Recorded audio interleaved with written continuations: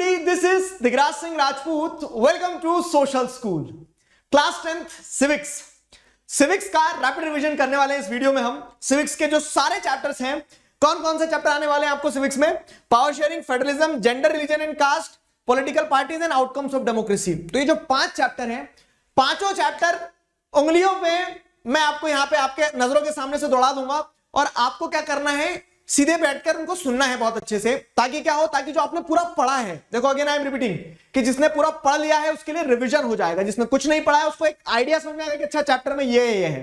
ठीक है, इसके ऊपर तुम्हें क्वेश्चन सॉल्व करना होंगे, एनसीईआरटी पढ़ना होगा, ये मस्ट है. ये उसका रिप्लेसमेंट नहीं है, लेकिन हाँ उसको आपको उस चीज को सपोर्ट करने में बहुत मदद देने वाला है. तो this is the objective behind this rapid revision. समझ में आया? इस रैपिड रिवीजन के कंप्लीट सिविक्स के रैपिड रिवीजन के पीछे का ऑब्जेक्टिव आपको क्लियर होना चाहिए क्या है. तो here we go with the chapter power sharing. Enjoy the series. पर स्नैप रिकैप हो जाए. स्नैप रिकैप क्या, चैप्टर पूरा ही मैंने कस दिया है. वैसे तो बेल्जियम और श्रीलंका दोनों का एथनिक कंपोजिशन, डच और फ्रेंच स्पीकिंग और जर्मन स्पीकिंग, इधर सिन्हाला और तमिल स्पीकर्स. ठीक है, सिन्हाला तमिल स्पीकर्स और जो दूसरे भी एथनिक ग्रुप थे वो सारा सब कुछ श्रीलंका में. लेकिन क्या है, वो इस डाइवर्सिटी को समा नहीं पाए क्योंकि वहां पे मेजोरिटेरियनिज्म को प्रैक्टिस किया गया. 1956 में उन्होंने सिन्हाला गवर्नमेंट ने ऐसे लॉज लाए जिसके चलते उन्होंने फेवर किया सिन्हालास को, बुद्धिज्म को फेवर किया, सिन्हाला लैंग्वेज को फेवर किया. This alienated Tamils and this led to civil war. ठीक है, वहीं पे अगर आप देखोगे बेल्जियम ने क्या किया, बेल्जियम ने अकोमोडेशन किया. बेल्जियम ने अकोमोडेशन कैसे किया, तो उन्होंने कॉन्स्टिट्यूशन को अमेंड किया, फ्रेंच और डच स्पीकिंग मिनिस्टर को बराबर कर दिया, स्टेट गवर्नमेंट को भी पूरा हक दिया. और जब सेंट्रल लेवल पे फ्रेंच और डच बराबर हुए तो स्टेट गवर्नमेंट्स को भी क्या, ऐसा नहीं बताएगा कि तुम सेंटर के सबऑर्डिनेट हो, बराबर पावर रहेगी. उसके बाद में आगे बढ़े एक कदम और, तो क्या किया उन्होंने, फिर उन्होंने ये किया कि जो कैपिटल सिटी थी ब्रसल्स, वहां पे भी फ्रेंच और डच के बीच में पावर इक्वली शेयर की, कम्युनिटी गवर्नमेंट बनाई. और जो डाइवर्सिटी थी उस डाइवर्सिटी को डिफरेंसेस में वो नहीं होने दिया कन्वर्ट. अकोमोडेशन देखने को मिला हमें बहुत बेहतरीन तरह से. कहां पे? बेल्जियम में. ठीक है, बेल्जियम में आपको अकोमोडेशन देखने को मिला. तो ये पावर शेयरिंग का केस हो गया.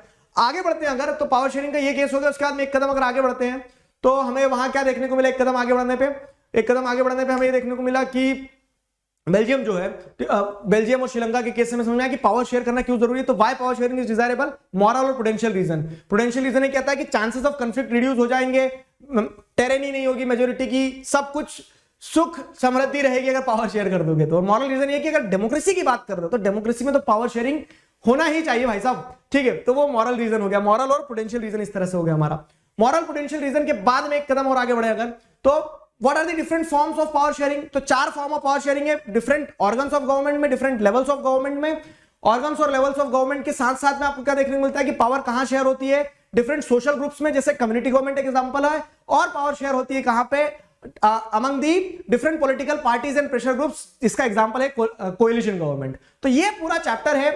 क्वेश्चन जो है मैंने बताया गिन के क्वेश्चन कहां से कैसे आ सकते हैं, पीवाईक्यूज भी डिस्कस किए, इंपॉर्टेंट क्वेश्चंस भी, और मैं उम्मीद करता हूं आपने आंसर्स लिखे भी हैं. कल मिलेंगे इकोनॉमिक्स के चैप्टर 1 के साथ. 9th एंड 10th चालू होता है, चैप्टर स्टार्ट होता है फेडरलिज्म. आप समझते हैं क्या है कि एक फॉर्म ऑफ पावर शेयरिंग जब सेंटर और स्टेट के बीच में पावर शेयर होती है. इसको कंट्रास्ट किया जाता है यूनिटरी से. यूनिटरी गवर्नमेंट क्या होती है, एक ऐसी फॉर्म ऑफ गवर्नमेंट जहां पे पावर शेयर नहीं होती है, power resides with the government at the national level. Federalism के फीचर ध्यान रखना, मोस्ट इंपॉर्टेंट. टीकी बिंदी लगवाई थी कि नहीं, फीचर्स वाला जो पार्ट है वहां पे भी इंपॉर्टेंट है. फीचर्स भी बहुत रिपीटेटिव टर्म्स में पूछा जाता है पीवाईक्यू के टर्म्स में. 2 और more than 2 tiers of government होती है, different tiers govern the same citizen but have the different areas of jurisdiction. उसी के साथ साथ में डिस्प्यूट्स अगर होते हैं तो आपको क्या देखने को मिलता है कि जुडिशियरी एम्पायर की तरह काम करती है. Sources of revenue clearly specified होता है. ठीक है, ये सारे फीचर्स हो जाएंगे. डुअल ऑब्जेक्टिव क्या है, कंट्री की यूनिटी को सेफगार्ड करना, रीजनल डाइवर्सिटी को प्रमोट करना, ये सारा सब कुछ देख लिया आपने. कमिंग टुगेदर, होल्डिंग टुगेदर, दो तरह के फेडरेशंस होते हैं. कमिंग टुगेदर में क्या होता है कि सारे सेंटर्स जो है छोटे छोटे एक साथ आके एक बड़ा यूनियन बनाते हैं. होल्डिंग टुगेदर में एक सेंट्रल यूनिट रहता है जो अपनी पावर को क्या करता है, शेयर कर देता है और स्टेट्स को अपने साथ बांधे रखता है. कमिंग टुगेदर में सब बराबर पावर रखते हैं, होल्डिंग टुगेदर में अनइक्वल पावर होती है. होल्डिंग टुगेदर का एग्जांपल इंडिया है, कमिंग टुगेदर का एग्जांपल यूएसए है, ये ध्यान रखिएगा. फिर आता है what makes India federal country. तो जो फेडरलिज्म के फीचर्स हमने देखे सारे इंडिया में हैं. क्यों? इंडिया में 2 और more than 2 tiers of government है. ठीक है, centre, state, local government. Union list, state list, concurrent list है, तो वो सोर्सेज ऑफ रेवेन्यू को क्लियरली स्पेसिफाई कर लिए। उसके बाद में आपको क्या देखने को मिल रहा है आपको कि इंडिया एक कमिंग टुगेदर का नहीं, होल्डिंग टुगेदर का एग्जांपल है। तो उसके चलते क्या कि कुछ स्टेट्स के पास में पावर ज्यादा है, कुछ स्टेट्स के पास में पावर कम है, ठीक है। तो अनइक्वल पावर शो करता है कि हाँ इंडिया भी एक फेडरल कंट्री है जो कि होल्डिंग टुगेदर का एक एग्जांपल है, ठीक है। कुछ एरियाज यूनियन टेरिटरी होते हैं जो कि छोटे होते हैं, जिन्हें सेंट्रल गवर्नमेंट गवर्न करती है। कोई डिस्प्यूट आता है तो सुप्रीम कोर्ट जो होता है तो उसके पास में हाईएस्ट पावर होती है, ठीक है। एक फीचर ये जो था क्या कि जो पावर शेयरिंग अरेंजमेंट है या फिर यूनिलैटरली नहीं बदला जा सकता कुछ भी, है ना। पावर शेयरिंग अरेंजमेंट जो है तो वो ऐसा होता है कि पावर शेयरिंग अरेंजमेंट को यूनिलैटरली नहीं बदला जा सकता। तो हमने हमारे यहां भी देखा क्या कि अगर कुछ कॉन्स्टिट्यूशन में चेंज करना होते हैं तो स्टेट का भी कंसेंट लगता है। तो ये इंडिया को फेडरल कंट्री बनाता है। अब फेडरलिज्म प्रैक्टिस कैसे किया जाता है, तो लिंग्विस्टिक स्टेट की पॉलिसी है जो समझाया मैंने आपको कि हमने लैंग्वेज के बेसिस पर स्टेट्स बनाए, जिससे क्या होता है कि एडमिनिस्ट्रेशन आसान हो और स्टेट्स जो है वो कंट्री का पार्ट रहना चाहते। तो बोलते हैं कि चलो हमें लैंग्वेज के बेसिस से स्टेट तो बना दिया तो इस यूनियन का पार्ट रह लेंगे। लैंग्वेज पॉलिसी अडॉप्ट करी जहां पे हमने किसी एक लैंग्वेज को नेशनल लैंग्वेज का दर्जा नहीं दिया, सारी लैंग्वेजेस को बराबर कंसीडर किया, ठीक है, जिससे क्या हो कि एलिनेशन फील ना हो दूसरी लैंग्वेज को। सेंटर स्टेट रिलेशन ने हमारी कंट्री को कहीं ना कहीं स्ट्रेंथन किया है फेडरलिज्म को। क्यों? क्योंकि सेंटर स्टेट रिलेशन में जैसे आप देखेंगे 1990s के बाद में कोलिशन गवर्नमेंट का एरा आया, तो वहां पे आपको क्या देखने को मिलता है कि सारे स्टेट जो है आपस में साथ में रहना पसंद करने लगे, ठीक है। ये हो गया उसके, ये तो फेडरलिज्म प्रैक्टिस हो गया। उसके बाद में लास्ट चीज जो है वो डिसेंट्रलाइजेशन इन इंडिया की। 1990s के बाद में फेडरलिज्म में जो थर्ड टियर ऑफ गवर्नमेंट है वो स्ट्रेंथन हुआ। डिसेंट्रलाइजेशन की जरूरत क्यों पड़ी? क्योंकि लोकल लेवल पे आप पावर दोगे तो they better know how to use the resources, वो लोकल लीडर को ज्यादा बेहतर तरीके से जान सकते हैं। तो 1992 में क्या ऐसे बदलाव लाए गए, तो इलेक्शन मैंडेटरी करवा दिए, विमेन के लिए सीट रिजर्व कर दी, 1/3 शेड्यूल कास्ट शेड्यूल ट्राइब के लिए सीट रिजर्व कर दिए, state independent state election commission establish कर दिया।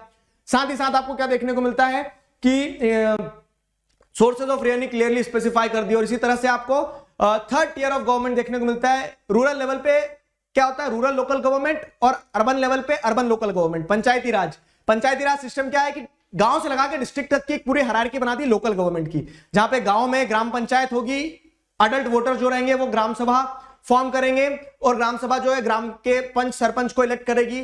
अब ये ग्राम पंचायतें मिला के ग्राम पंचायतें मिलकर बनती है मंडल परिषद, ब्लॉक, ठीक है, या फिर पंचायत समिति, और सारी जिले के अंदर की पंचायत समितियां मिलकर बनती है जिला परिषद। जिला परिषद का जो हेड होते हैं वो होते हैं जिला परिषद चेयरपर्सन, ठीक है। उसके बाद में अर्बन लोकल बॉडीज की अगर बात करी जाए तो अर्बन एरिया में क्या हो रहा है कि according to the size of the city municipalities होती है, म्युनिसिपल कॉर्पोरेशन। म्युनिसिपैलिटीज के जो हेड होते हैं, जो स्मॉल टाउन्स होते हैं, ठीक है, उनके हेड को म्युनिसिपल चेयरपर्सन कहा जाता है। और म्युनिसिपैलिटीज के बाद में जो बड़ी सिटीज होती हैं उन्हें municipal corporation urban local government के फॉर्म में देखने को मिलती है, जिनके हेड होते हैं कौन, या आप बताएंगे कमेंट सेक्शन में, ठीक है। तो दिस वाज द स्टोरी। अब लास्ट का जो पार्ट उसमें बताया कि अर्बन लोकल गवर्नमेंट से, रूरल लोकल गवर्नमेंट से, जो थर्ड टियर ऑफ गवर्नमेंट से बहुत सारे लोग जो रिप्रेजेंटेटिव बने हैं, डेमोक्रेसी डीपली ग्राउंड तक मतलब ग्रास रूट तक पहुंच पाई है। लेकिन उसमें चैलेंजेस भी कि इलेक्शंस रेगुलर नहीं होते हैं, फंड्स प्रॉपर्ली डाइल्यूट नहीं, मतलब डाइवर्ट नहीं किए गए अभी तक। तो these are some of the challenges. तो this was the chapter. I guess you people enjoyed it. Gender, religion and caste की 3 चैप्टर, मतलब ऑटो टाइप से है चैप्टर पूरा, जेंडर, रिलीजन और कास्ट पे। जेंडर की बात करें तो जेंडर में ये बताया गया पब्लिक प्राइवेट डिवीजन के बारे में कि कैसे सेक्स के बेसिस पर पब्लिक और प्राइवेट डोमेन में मेल और फीमेल के रिस्पॉन्सिबिलिटीज को डिफरेंशिएट कर दिया गया है। और उसी के चलते आपको क्या देखने को मिलता है कि विमेन जो है बहुत सारे पार्ट्स पे डिफरेंट डिस्क्रिमिनेशन फेस करती हैं। अब वो बात हो जाए किसकी, एजुकेशन की, वो बात हो जाए हाई पेइंग जॉब्स की, इक्वल वेजेस की, कह सकते हैं फीमेल फिटिसाइड की, या फिर डोमेस्टिक वायलेंस की। हर एंड पे विमेन डिस्क्रिमिनेशन फेस कर रही है। और इस विमेन के डिस्क्रिमिनेशन को खत्म करने का एकमात्र सोल्यूशन यही है कि आप उनका पॉलिटिकल रिप्रेजेंटेशन लाओ। और वो पॉलिटिकल रिप्रेजेंटेशन कब हो पाएगा, जब विमेन पार्टिसिपेट करेंगी पॉलिटिक्स में, क्योंकि उनका पार्टिसिपेशन बहुत कम है, लेस देन 5% इन state legislative assembly, less than 10% इन नेशनल लेवल। तो इसके लिए क्या, इसके लिए विमेन का पॉलिटिकल पार्टिसिपेशन होना चाहिए, जहां पे गवर्नमेंट को उस चीज के लिए स्टेप्स लेना चाहिए। जैसे लोकल लेवल पे विमेन के लिए सीट रिजर्व करिए, वैसे नेशनल और स्टेट लेवल पे भी होना चाहिए। बिल पेंडिंग है लेकिन कुछ हुआ नहीं है। यही पार्टिसिपेशन आपको स्कैंडिनेवियन कंट्रीज वगैरह में ज्यादा देखने को मिलता है। तो वहां महिलाओं की स्थिति सही है। क्यों? क्योंकि जब महिलाएं लॉ मेकिंग बॉडी में जाएंगी तब क्या होगा, वो अपने पूरे के पूरे ग्रुप को सशक्त कर पाएंगे। तो ये जेंडर हुआ। रिलीजन की बात करें तो रिलीजन एंड पॉलिटिक्स की अगर बात करें तो रिलीजन एंड पॉलिटिक्स को आप सेपरेट नहीं कर सकते। महात्मा गांधी क्या कहते हैं कि रिलीजन और पॉलिटिक्स जो है बहुत इंपॉर्टेंट है, वहां पे उसके एथिक्स की बात करते हैं वो। लेकिन वहीं पे जैसे आप देखोगे तो क्या है कि रिलीजन के नाम पे, जैसे फैमिली लॉज के नाम पे विमेन के साथ में डिस्क्रिमिनेशन हो रहा है। It is being seen that कि रिलीजियस माइनॉरिटी सफर करती है, ठीक है। तो इसके चलते रिलीजन में पॉलिटिक्स होना चाहिए, नहीं होना चाहिए? होना चाहिए, लेकिन टू दैट एक्सटेंट कि जहां तक वो एक्सट्रीम ना हो। एक्सट्रीम हो जाती है तो समस्या आती है। जैसे एग्जांपल में क्या देखने को मिलता है, कम्युनिज्म।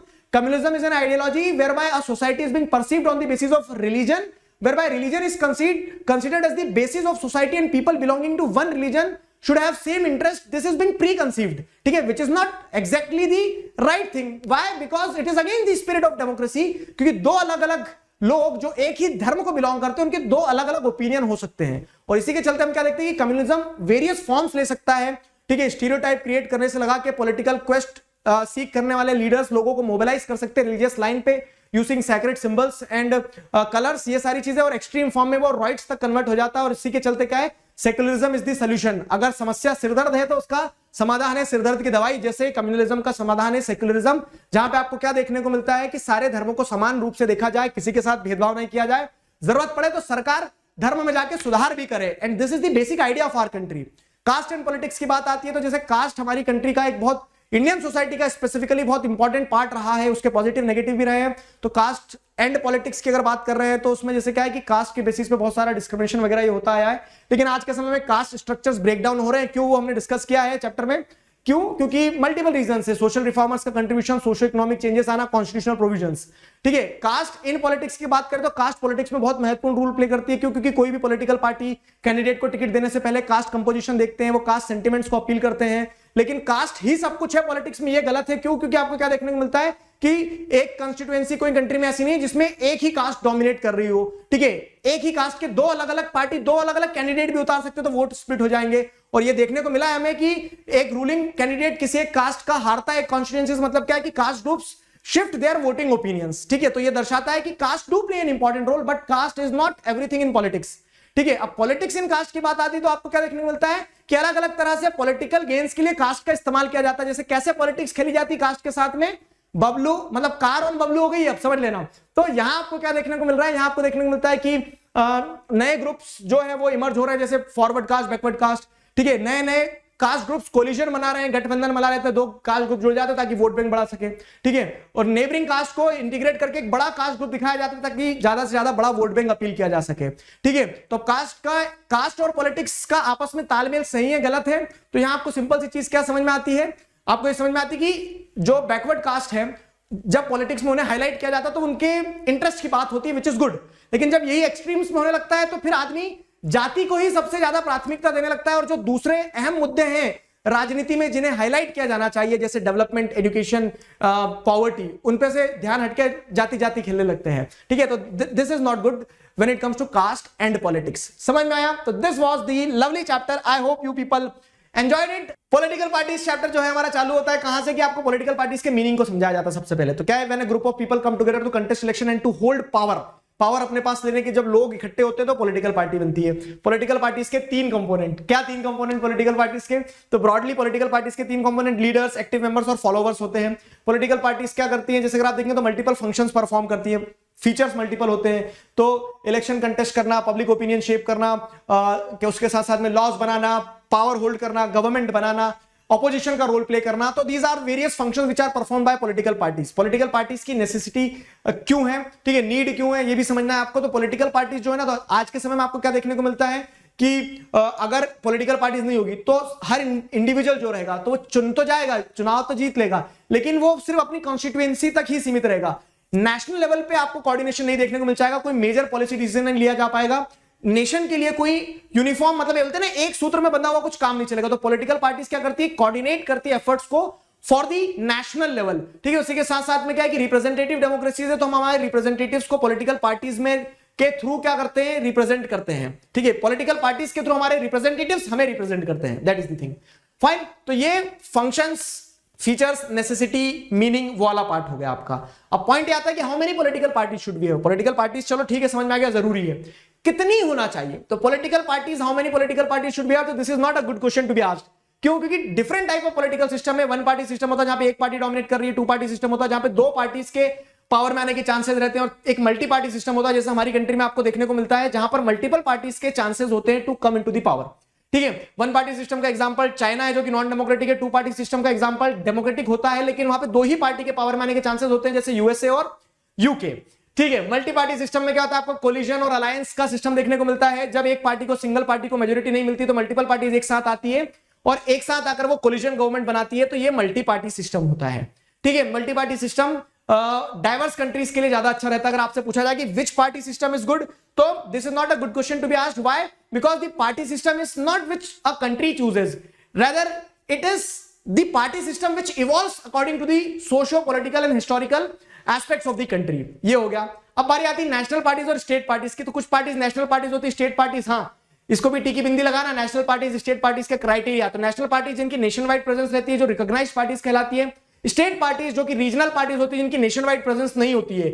नेशनल पार्टी के लिए किसी भी पॉलिटिकल पार्टी को अगर नेशनल पार्टी बनना है, कहलाना है, तो at least 6% of the vote Lok Sabha में जीते या फिर 6% ऑफ द टोटल वोटर्स के वोट जीते 4 स्टेट लेजिस्लेटिव असेंबली में, एंड साथ ही साथ 4 लोकसभा की सीट जीते। और वो पॉलिटिकल पार्टी जिनको स्टेट पार्टी कहलाना, तो उन्हें 6% स्टेट लेजिस्लेटिव असेंबली के वोट परसेंट को जीतना होगा और एटलीस्ट 2 सीट्स जीतना होगी। स्टेट पार्टीज की इंपॉर्टेंट सिग्निफिकेंस क्या है? तो स्टेट पार्टीज की सिग्निफिकेंस ये है कि स्टेट पार्टीज के आने से फेडरलिज्म स्ट्रेंथन हुआ है। अब नेशनल पार्टीज जब कोलिजन में स्टेट पार्टीज को लेती हैं, तो जो हमने सेंटर स्टेट रिलेशन में फेडरलिज्म चैप्टर में पढ़ा है, उसको थोड़ा रिकॉल करो, कनेक्ट करो कहानी। ठीक है।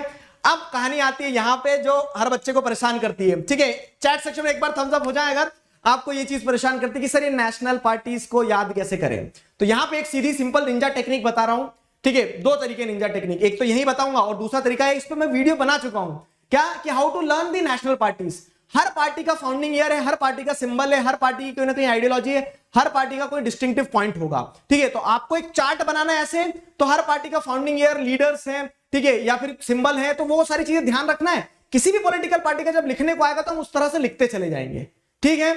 अगर इनकेस आता है तो समझ में आया ये। और आप सर्च करोगे how to learn political parties, तो you will get a video on YouTube, मैंने बनाया स्पेसिफिकली, उसे जरूर देखिएगा।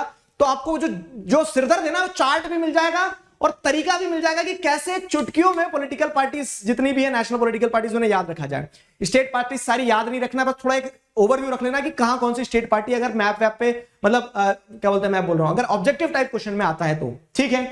ये हो गया। अगला टॉपिक आता है what are the challenges faced by political parties. तो political parties multiple challenges face करती है। 4 चैलेंज जो हमने क्वेश्चन में भी डिस्कस करे। Internal democracy, lack of internal democracy, जहां पे कैसे डिसीजन लिया जा रहा है, पार्टी के जो मेंबर्स ग्राउंड लेवल पे उन्हें पता ही नहीं चलता है। ठीक है। कोई भी स्ट्रक्चर नहीं है। दूसरा चैलेंज डायनेस्टिक सक्सेशन, कि एक सिंगल फैमिली के या फिर कास्ट के लोग जो है डोमिनेट करते हैं, और जो दूसरा जेन्युइन कैंडिडेट होता है तो ही और she didn't get the chance to come to the top position of the party.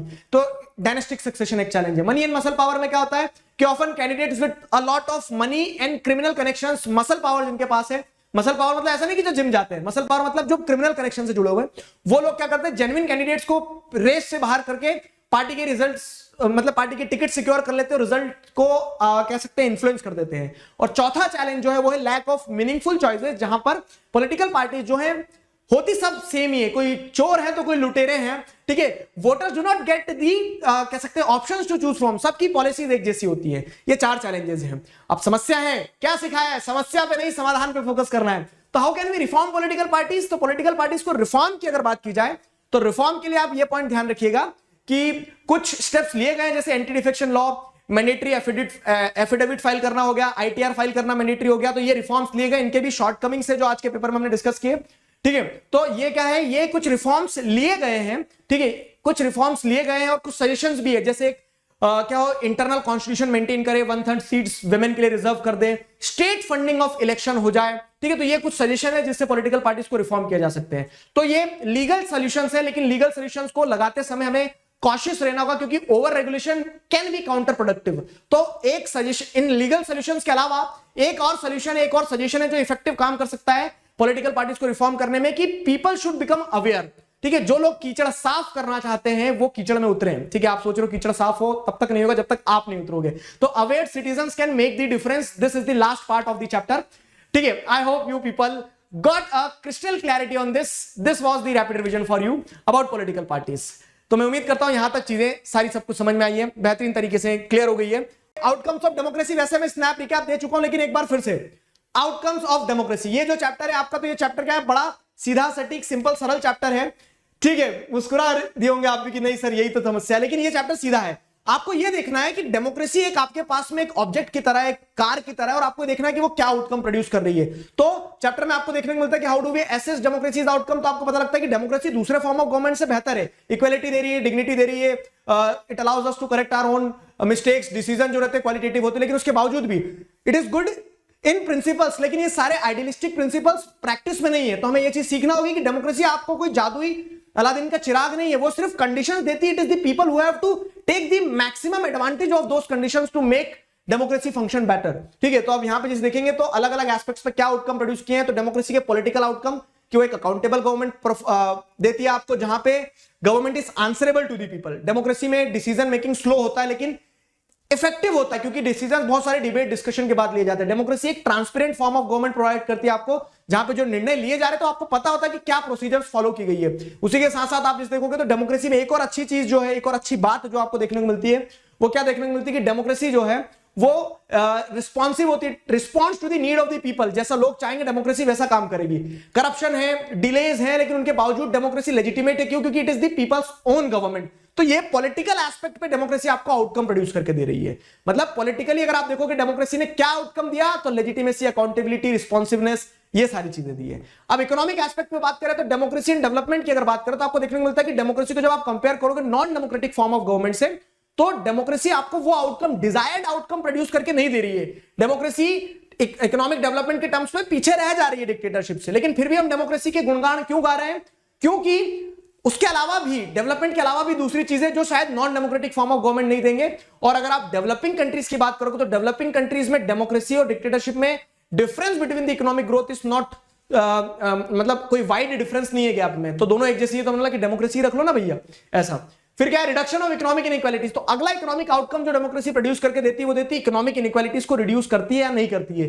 तो आप अगर डेटा को देखोगे तो आपको क्या देखने को मिल जाएगा कि ये और रीजनेबल है ना कि हम डेमोक्रेसी से ये एक्सपेक्ट करें कि हमारी इकोनॉमिक इनइक्वालिटीज तो खत्म कर दे, अमीर गरीब का भेदभाव ना रहे। लेकिन आपको क्या देखने को मिलता है कि डेमोक्रेटिक गवर्नमेंट्स में भी आपको ये देखने को मिलेगा, डेमोक्रेटिक गवर्नमेंट्स में भी एक ultra rich section disproportionate share में वेल्थ एंजॉय करता है, while majority of the people are deprived of the wealth. No doubt कि पुअर जो होते हैं इंपॉर्टेंट वोट बैंक होता है, मेजॉरिटी कंस्टिट्यूट करते हैं, लेकिन फिर भी डेमोक्रेटिक लीडर्स जो है तो इस पॉइंट को इग्नोर कर देते हैं।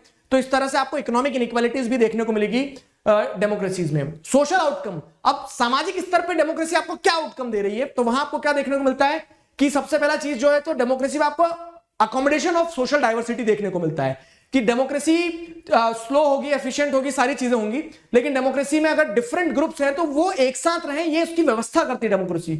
शायद ये डाइवर्सिटी नॉन डेमोक्रेटिक फॉर्म में तो टोटली इग्नोर कर दिया जाए, ठीक है। लेकिन आप बोलोगे सर श्रीलंका में तो डेमोक्रेसी थी लेकिन वहां तो डाइवर्सिटी अकोमोडेट हुई नहीं। तो आपको क्या ध्यान रखना होगा कि जो डाइवर्सिटी की बात कर रहे हो ना, तो डाइवर्सिटी में मेजोरिटी माइनॉरिटी ओपिनियंस परमानेंट नहीं होना चाहिए, कास्ट लैंग्वेज पर बेस्ड नहीं होना चाहिए, वो चेंज होते रहना चाहिए, और मेजोरिटी और माइनॉरिटी को साथ में मिलकर काम करना चाहिए। दो इंपॉर्टेंट चीजें जो डेमोक्रेसी में डाइवर्सिटी को अकोमोडेट करवाने में एक इंपॉर्टेंट रोल प्ले करती है। लास्ट, सोशल आउटकम अगर बात करें तो सबसे इंपॉर्टेंट चीज ये है, डेमोक्रेसी में आपको क्या देखने को मिलेगा कि इंडिविजुअल्स की डिग्निटी एनहांस हो जाती है, खास करके उन सोसाइटीज में जो लंबे समय से, जहां पे आपको क्या है, किसी न किसी प्रकार का डिस्क्रिमिनेशन रहा होगा, जैसे जेंडर बेस्ड डिस्क्रिमिनेशन रहा है, पेट्रियार्कल सोसाइटी रही है, तो उन जगह पे जो डिप्रेस्ड सेक्शन है, जो जिसके साथ डिस्क्रिमिनेशन हुआ है, उसे अपने क्लेम्स को हाईलाइट करने के लिए बेस देता है। क्यों? क्योंकि डेमोक्रेसी ये बोलता है कि डिग्निटी ऑफ इंडिविजुअल इक्वल रहेगी, ठीक है। क्या कह सकते हैं कि हर इंडिविजुअल जो है तो वो क्या रहेगा, एक समान रूप से इक्वलिटी एंजॉय करेगा। तो कम से कम क्या है कि नॉन डेमोक्रेटिक गवर्नमेंट में तो आप क्लेम भी नहीं कर सकते, लेकिन डेमोक्रेटिक गवर्नमेंट में आप क्लेम कर सकते हो। और ये क्लेम्स जो हैं, ये डेमोक्रेसी से पीपल जो कंप्लेन करते हैं, तो it itself proves that the democracy is healthy and functioning. तो this was the chapter. I hope you people enjoyed it. आपको बेहतरीन तरह से चैप्टर समझ में आया। आई होप आप सभी लोगों को इस पूरे रैपिड रिवीजन में मजा आया। सिविक्स के सारे चैप्टर्स जो हैं वो एक बार पूरी अच्छी तरह से आपको रिवाइज हो गए। तो this was the objective which got fulfilled. अभी क्या करना है आगे, तो आप लोगों ने डिटेल एक्सप्लेनेशन पढ़ा है। ये जो वीडियो है रिवीजन वाला, इसको एक बार, दो बार, 4 बार, 10 बार, जितनी बार देखना उतनी बार देखना। एग्जाम से पहले आपको ये मदद देगा, ठीक है। पूरा चैप्टर आपकी नजरों के सामने से दौड़ जाएगा, तो उस तरह से क्या है, आप इस चैप्टर को देख के बार बार रिवाइज कर सकते हैं सारे चैप्टर्स को। क्लियर हुआ? रिवीजन ही ऑब्जेक्टिव है इसका। मैं अगेन कह रहा हूं कि ये सब्स्टिट्यूट नहीं है, एनसीईआरटी पढ़ना है, क्वेश्चन सॉल्व करना है, सारा सब कुछ। तो हमने चैप्टर देख लिए, रिवीजन कर लिया, इंपॉर्टेंट क्वेश्चन सॉल्व कर लिए, अब अगला पड़ाव क्या होता है? अगला पड़ाव ये होता है प्रिपरेशन में कि आप बहुत अच्छे से सैंपल पेपर सॉल्व करो। क्यों? क्योंकि अल्टीमेटली आपको बोर्ड एग्जाम में सैंपल पेपर लिख के आना है। तो जो सैंपल पेपर सॉल्व करने की कड़ी है उसमें मैं आपकी एक मदद कर सकता हूं। अनअकैडमी प्लस पर मोस्ट इंपॉर्टेंट सैंपल पेपर्स का एक बैच आया है और ये जो बैच है this is the most affordable batch. क्यों? क्योंकि 379 और इस 379 पे भी आपको डिस्काउंट है if you are using the code DIGRAJ Digraj. और इसमें सिर्फ सोशल नहीं, आप क्या है सोशल, मैथ्स और साइंस सारे सब्जेक्ट्स के सैंपल पेपर्स जो हैं सॉल्व कर सकते हो। और आपको सिर्फ सैंपल पेपर दिया नहीं जाएगा, आपके साथ में बैठ के 10 घंटे तक, ठीक है, जैसे 5 सैंपल पेपर में हम 10 घंटे देंगे, आपको सॉल्व करना है घर पे, सॉल्यूशंस हम डिस्कस करेंगे, डाउट्स हम सॉल्व करेंगे, ठीक है। तो इस तरह से क्या है हैंड होल्डिंग होगी पूरी। Again this is one of the most affordable course जहां पे आप क्या कर सकते हैं, जहां पर आप अपने सैंपल पेपर्स की प्रैक्टिस कर सकते हैं। तो best preparation strategy for class 10th board exams will be discussed, ठीक है, will be discussing the solutions, ये सारी चीजें। तो ये कोर्स स्टार्ट होने वाला है कब से? 4 तारीख से, ठीक है। अब उसमें क्या है कि मैं सोशल साइंस के जो पेपर्स हैं आपको, तो सोशल साइंस के पेपर लगवा के ऐसे करवाऊंगा। कैसे? 6 तारीख से स्टार्ट करूंगा, तो 6 को एक पेपर डिस्कस करेंगे, 6 और 7 को हो गया उसका पेपर दे दिया, समझा दिया, सोल्यूशन डिस्कस कर लिए। 6 से लगा के 16 तारीख तक में सोशल साइंस के 5 पेपर मैं सॉल्व करवाने वाला हूं, ठीक है। तो इफ यू आर इंटरेस्टेड, ठीक है, use the code Digraj and enrol in this course. Links वगैरह सब आपको डिस्क्रिप्शन में मिल जाएगी। आई hope you enjoyed this. Civics भी हमारा कंप्लीट हो गया, ज्योग्राफी का भी इसी तरह से रैपिड रिवीजन मिल गया आपको, सिविक्स का भी मिल गया, इकोनॉमिक्स का बचा है, हिस्ट्री का भी मिल गया। तो नेक्स्ट वीडियो में आपको इकोनॉमिक्स का रैपिड रिवीजन मिल जाएगा। तब तक अपना ध्यान रखिए। अभी के लिए मैं साइन ऑफ करता हूं। Signing off with this, together we can we will. Thank you very much.